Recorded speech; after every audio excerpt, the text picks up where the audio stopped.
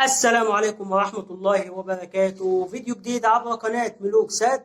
النهاردة إن شاء الله هنتكلم مع بعض عن قناة النهار الجديد. النهاردة هنتكلم عن تردد قناة النهار الجديد على قمر النايل سات. طبعا القناة الفترة اللي فاتت الناس كلها كانت بتبحث عن تردد قناة النهار الجديد. النهاردة هنتكلم بقى عن تردد القناة. يا ريت الناس ما تنساش تعمل لايك واشتراك في قناة ملوك ساد. وتردد قناة النهار الجديد على قمر نايل سات 2023 هو 11555 عمودي 27500. أيوة، تردد قناة النهار الجديد 11555 عمودي 27500.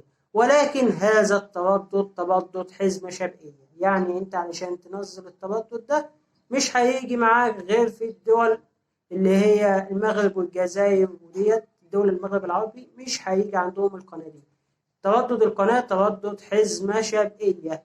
تردد يا جماعة 11 عمودي 27500. يلا بينا نروح دلوقتي عشان نعمل بحث على الشاشة. زي ما انتم شايفين كده هنبدأ نعمل عملية بحث. أول حاجة كده هندوس على منيو، نخش على علامة القمر الصناعي التركيب، نكتب 4 أصفار كده، ننزل على قائمة الترددات، نبدأ ندوس على الزرار الأحمر، نكتب التردد اللي هو 11555 3 خمسات، يبقى 11 3 خمسات 27500. الاستقطاب هيكون عمودي اللي هي حرف الفي. زي ما انتم شايفين هيبدأ يقول لي الموصل موجود بالفعل، وبالفعل الإشارة قوية جدا. تبدأ تدوس على التردد كده عشان يعمل علامة صح، تبدأ تدوس على الزرار الأزرق تمام كده، وتدوس اوكي على طول. هتلاقي القنوات بتبدأ تنزل معاك. زي ما انتم شايفين كده القنوات بتبدأ تنزل معانا اهوت. تصبح على الجهاز خالص لحد ما يبدأ ينزل القنوات. هتلاقي قناة النهار الجديد في قائمة القنوات دولت، تبدأ تدوس نعم. طبعا القناة أنا حاططها عندي عن 212 تمام. نكتب 212